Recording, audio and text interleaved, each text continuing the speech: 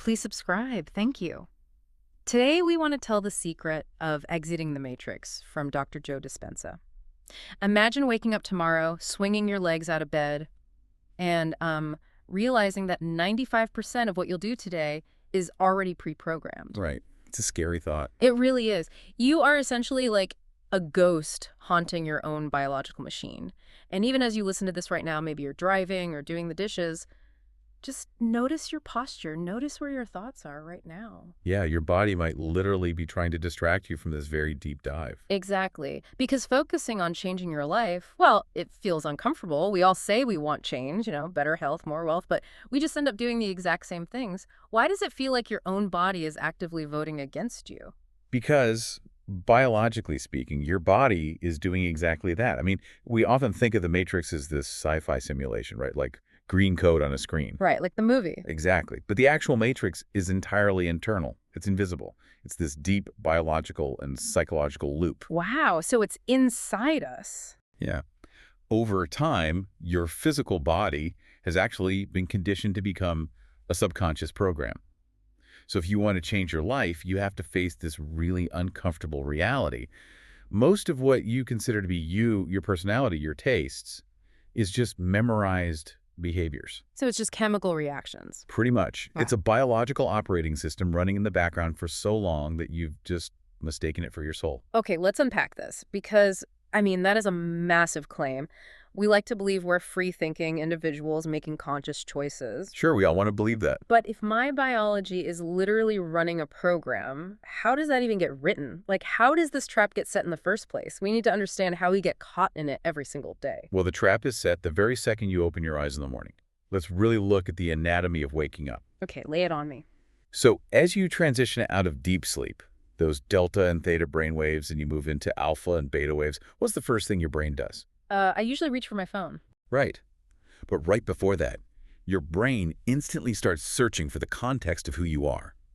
And it does this by remembering your problems. Oh, wow. Yeah, it's almost involuntary. You wake up and boom, this whole mental inbox of anxiety just downloads. Exactly. You remember the email you didn't send or that argument you had last night or a bill that's due? And there's a mechanical reason for that. The brain acts as this highly efficient record and playback machine. These problems aren't just abstract ideas. They're physical. Yes, they are actual neural networks wired together in your brain, and they're tied to specific people, places, and times from your past. So you're lying in bed in the present moment, but your brain is flooding your system with the past. That makes total sense. It's like waking up, turning on your smartphone, and instead of a fresh screen, every single stressful app from yesterday just boots up. That's a perfect analogy. Your email opens to an angry message, your bank app flashes a low balance, and your battery is just draining before your feet even hit the floor. And that smartphone analogy works so well when we define what a habit actually is, neurologically speaking. Okay, how does the source define it? A habit is a redundant set of automatic, unconscious thoughts, behaviors, and emotions. You develop them through repetition. Right. But here is the crazy part. You've repeated them so many times that your body actually knows how to do them better than your conscious mind. Wait, hold on. I need to make sure I'm getting this. The body knows better than the mind. That sounds so deterministic. It is deterministic until you intervene. But how does the physical tissue of my body know how to do something better than my brain? Through neurochemistry. Think about it. An emotion is essentially the chemical residue of a past experience. Okay. When you remember a problem, your brain doesn't just show you a picture. It fires the exact same neural pathways and releases the same chemical peptides from when the event originally happened. Wow. So the body just thinks it's happening right now. Exactly. The body does not know the difference between the actual event and the thought creating the emotion. So if I remember a problem with my boss, my brain just drops this cocktail of stress hormones into my blood, and I feel anxious as if my boss is standing right there in my bedroom. Yes, which means your state of being is trapped in the past. If you wake up feeling anxious, your whole day is starting from an old emotional baseline. Oh, man. And you can't think greater than how you feel. If your feelings control your thoughts and your feelings are just past memories, you're locked in a loop. This completely explains why we lose our free will to, like, super mundane routines. Oh, absolutely.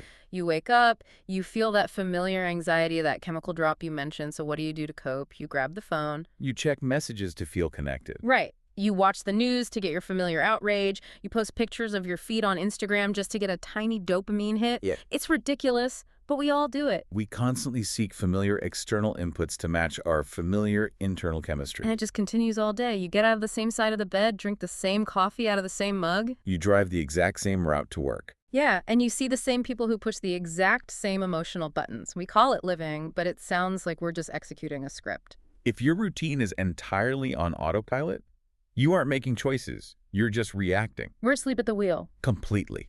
Now, think about the long-term consequences. If you do that for a week, a month, a decade, Mm. what happens? I'd imagine the pathways just get deeper, like taking a sled down a snowy hill, you know. I love that analogy. The first time you can steer, but if you take the same path 1,000 times, it becomes this icy trench you can't steer at all. That sled metaphor perfectly explains neuroplasticity. And the source material highlights a stark timeline for this. By the time a person reaches 35, or certainly 55, this daily loop solidifies. So the trench is basically frozen solid. Yes, you become an ordered set of behaviors, emotional reactions, fixed attitudes, and beliefs. What's fascinating here is that this collection of traits functions exactly like a computer program. And that is such a tragedy, because a 55-year-old can read a book, feel inspired, and consciously declare, I want to be healthy and happy. Right, they consciously desire it. But their actual physical cells are basically pulling the emergency brake, right? Because they prefer the familiar misery. Are we literally just our habits? Well, let's look at the disconnect. The conscious mind, the part desiring change, is only about 5% of your cognitive processing. Only 5%. Yeah. The other 95% is the subconscious, which is programmed into the body. But I'm still struggling with how deterministic this is. Are my cells literally mutating to expect anger? Is personality just an illusion? Let's trace the exact timeline of emotional decay from the text. First, you have a reaction, Okay, a reaction. like a strong response to an event. Say a coworker throws you under the bus. Your body gets a surge of adrenaline, you're angry. Right, which is totally normal. You shouldn't be a robot. Exactly. But here's the trap. Every emotional reaction has a refractory period. That's the time it takes to return to a baseline state. Ooh. If you keep rehearsing that argument in your head, that reaction lasts for days. It becomes a mood. Oh, man. I definitely know people who just live in a mood. We all do. Now, Yeah. if that reaction lasts for weeks or months, it becomes a temperament. Your brain is continuously firing that anger network. And this is where the cells adapt. Yes. The cells actually downregulate normal receptors and build new ones just for those anger peptides. Your biology craves the anger. Wow. So people start asking, why is that guy always so bitter? Exactly. And if it lasts for years, it becomes your personality. You don't say, I'm experiencing anger. You say, I am an angry person. The emotion literally becomes your identity. The conscious mind wants happiness, but the body is built to receive anger. So what does this all mean? It means the secret to changing your personality is learning how to shorten that refractory period. That is the absolute key. If your refractory period is 10 years, that trauma is your personality. But if you shorten it to 10 minutes, it's just a fleeting moment. Exactly. But why is it so hard to shorten it? Why do we cling to these negative emotions? It all comes down to the biology of survival. Right, because why would the body actually want the stress? It sounds counterintuitive. Because your biology believes the stress is keeping you alive. Yeah. When a traumatic event happens, you recall it over and over. To protect yourself. Yes. The stress hormones are highly arousing. The autonomic nervous system shifts into fight or flight. The biological logic is, I must remember this pain so I can survive if it happens again. It's a defense mechanism that's just completely gone rogue. The source actually says most people spend 70% of their lives in survival mode. 70%. It's staggering. That is wild. And we really have to contrast this survival mode with creation mode. In creation mode, you're relaxed, open, blood flows to the forebrain. So you can actually use your imagination. Right. But in survival mode, your focus narrows. Blood rushes away from the brain to your extremities so you can fight or run. You literally can't think creatively because all your blood is in your thighs and biceps. Precisely. So out of the infinite possibilities in the quantum field, people in survival mode actively predict the worst possible outcome. Based strictly on their past. Yes, they're constantly scanning for a predator, even when they're just safely answering emails in their living room. And if you train your body in fear like that, there are physical consequences. You condition the system to be on such high alert that you develop panic attacks subconsciously. Completely subconsciously. You Yeah. consciously don't want a panic attack, but your body triggers one anyway. Because you've spent 70% of your life telling it danger is everywhere. And this creates a terrifying 20-year loop. If someone has a phobia from an event 20 years ago, they literally haven't changed biologically since that day. 20 years of biological stasis, that is Yeah. just weak. The body believes it's living in that past experience 24/7. And it gets darker, right? Because people start using their problems as excuses to confirm their limitations. Oh, constantly. They seek out the stress just to feel something. They get addicted to the chemistry of their own suffering. It's a profound chemical dependency. So let's say someone listening has a light bulb moment right now. They realize, I'm in this 70% survival loop. Intellectually, they know they should just stop. Right, just make a new choice. But what actually happens the exact second we try to make a new choice? The moment we try to step out of that icy sled trench. The exact moment you decide to change, it will feel profoundly uncomfortable and unfamiliar. This is the body's rebellion. Because you're cutting off its chemical supply. Yes. The hardest part of change is making a different decision than yesterday. Through decades of repetition, the body has become the mind. The servant has become the master. Exactly. If you think fearful thoughts, you feel fear. But eventually, if you try to think a happy thought, your brain checks in with your body via the vagus nerve. And the body is like, wait, where are my fear peptides? Yes. The body sends a distress signal back to the brain, forcing it to generate more fearful thoughts just to get the chemical fix. Here's where it gets really interesting. This internal argument gets fully dramatized in our heads. You step into the river of change, and your body literally throws a tantrum. It argues with you. It says, you've done it this way for 35 years. Do you really want to stop complaining? Stop being a victim? Because to a biological system, the unknown equals danger. So it panics and tries to drag you back to the familiar past. Even if that past is totally miserable. Right. It whispers to the conscious mind using your own internal voice. It says, start tomorrow. You're just like your mother. This doesn't feel good. You're just like your mother. Ouch, that is so brutal. Your own biology gaslighting you. And here is the trap of agreement. If you accept those thoughts as truth, it leads to the same decision, the same behavior, and the same old feeling. The body wins. The body wins. People prefer familiar pain because it's known. The unknown just feels biologically unsafe. So we are in a massive bind.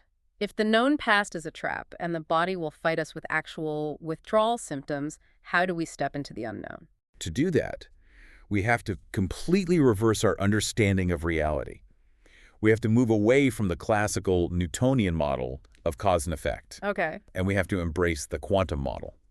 Now, I want to be careful here because quantum gets thrown around a lot in self-help, sometimes a bit loosely. Let's ground this. What's the practical difference between Newtonian and quantum? A Newtonian model is about matter acting on matter.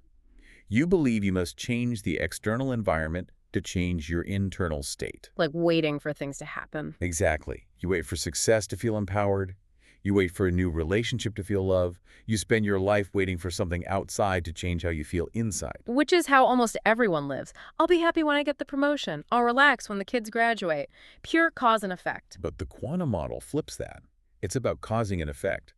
The premise is that the best way to predict the future is to create it from the unknown. And how do we actually do that? Through mental rehearsal. You close your eyes and vividly imagine the behavior or response you want. But wait, how does just imagining something change physical reality? It's deeply tied to neuroplasticity. Yeah.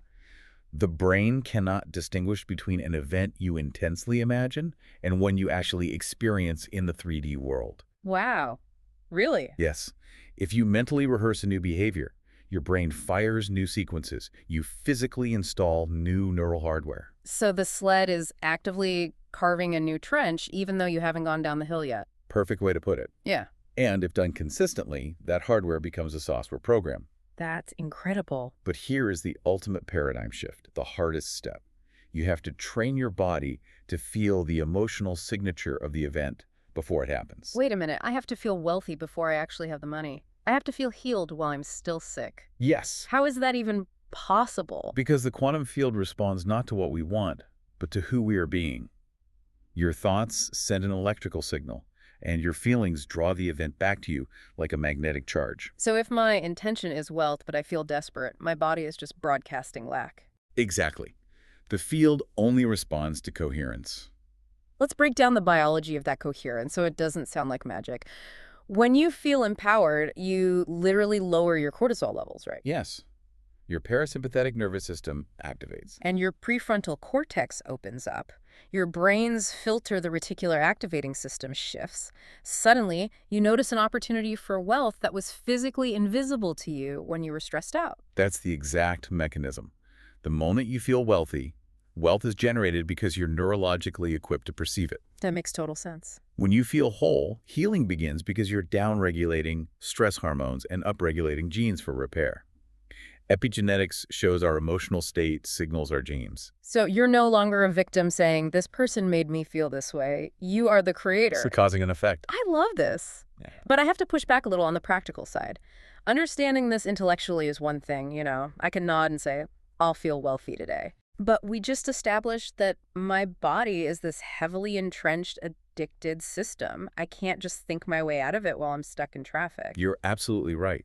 You cannot do it while engaged with your current environment. Because the environment is the trigger. Yes. Yeah. Your environment constantly triggers your old neural networks. It's the dealer for your chemical addiction. People use their boss for their addiction to criticism. Or their friends for judgment. Exactly. Or their enemies for suffering. So if you stay in the same environment, you stay in the past. How do we bypass that? To change, you must become greater than your environment, greater than your body, and greater than time. And the most powerful tool for this is meditation. Okay, let's talk about the mechanics of meditation. Not just as a spiritual thing, but as a biological tool to exit the matrix. If we connect this to the bigger picture, think about the analytical mind. It's the barrier between your conscious and subconscious. You can't change a subconscious program with conscious analytical thinking. It's like trying to rewrite a computer's operating system while running a dozen heavy apps on the desktop. You have to get into the BIOS, the root directory. Exactly. Meditation lowers your brain waves. You move from the high beta state of stress down to alpha, where you're relaxed, and eventually into theta. Where the body is asleep, but the mind is awake. Yes. You're intentionally slowing down the analytical mind to access the actual operating system. The source outlines the physical mechanics of this stillness, and it's very tactile. You sit down, close your eyes, which cuts visual stimulation. Right. You put on soft music to reduce auditory input. You intentionally disconnect from the outside world so your environment can't trigger those old networks. You are starving the addiction, depriving the body of familiar inputs. But as we know, the body won't go quietly. And this brings up my favorite analogy from the text, taming the animal. It's a great one. You literally have to talk to your body like a pet. You command it, sit down, I'll feed you later, I'll let you check your texts later, but right now, you obey me. It's a profound battle of wills. When you sit in meditation, your body will inevitably try to wander back to its familiar emotional past. It's so true, suddenly your knee aches. Or you remember a crucial email, or you get a wave of anxiety. The body is trying to force you to open your eyes and re-engage that high beta stress state for a chemical fix. So every time it does that, your job is to notice it and gently but firmly pull the body back to the present moment. Yes. You are proving to your body that you are the boss. Your will is stronger than the program. You're breaking the neural ties in real time. Think about it on a cellular level. Every time you pull your attention back, you're denying the cells those stress hormones. You're breaking the addiction. But what happens when you finally win? Let's say you fight through the itches and the anxiety and the body finally just submits. What is that experience like? When the body finally surrenders, a massive release of energy occurs. Really? Like a physical feeling? Yes. Think of all the energy bound up in those old neural networks, maintaining those deep trenches of survival. When the body yields, that energy is liberated. Wow. We move from being a rigid particle of matter to a wave of fluid potential. We are freed from the emotions that kept us anchored in the past. From particle to wave. So you stop being this rigid, stuck 55-year-old operating system and you become infinite possibility. Exactly. You are entirely in the present moment, untethered from the past, which means you can finally create a new future. That's incredible. And it brings up a vital point from earlier in the text. Most people wait for a crisis to initiate this, right? Unfortunately, yes. They wait for a trauma, an illness, a divorce, or a tragic loss before they finally wake up and decide to change. Because the pain of the crisis finally outweighs the fear of the unknown. Their old environment collapses, so they're forced out of the loop. But the question is, why wait for tragedy? You can learn and change in a state of joy and inspiration just as effectively as in a state of pain. You can choose to enter the unknown voluntarily. Absolutely. What an incredible journey this has been today. Let's summarize what we've unpacked here. We started by looking at how our morning routines, booting up our problems the second we wake up, wire us directly into the past. Right. We explored this deeply uncomfortable reality that our bodies actually become addicted to the chemistry of our own stress. Turning us into biological playback machines. Exactly. And we mapped out how the body actively rebels against change, weaponizing our insecurities to keep us stuck in familiar pain. But we also found the exit strategy. Yes. By understanding the quantum model, feeling the future before it happens, and using meditation to bypass the analytical mind, we can reclaim our free will. We can step out of the matrix. It requires immense focus and a willingness to sit in the discomfort of the unknown. But the reward is a new biological reality. I love that. And I want to leave you with a final thought to mull over, building on the text. If your body has spent decades memorizing how to be a victim, what happens the next time you feel a familiar pang of anger? Instead of identifying with it and saying, I am angry, what if you view it merely as a glitch in an outdated software program? Oh, wow. What if you view it as just an animal begging for an old chemical treat? If you can create that space of observation, what new reality could you create in that exact second of awareness? That space between the feeling and the reaction, that is the exact moment the matrix breaks. Thank you so much for joining us on this deep dive. I hope this conversation empowers you to look at your routines and your infinite potential in a completely new light. Don't wait for a crisis to change. The unknown is waiting for you. Thank you for listening.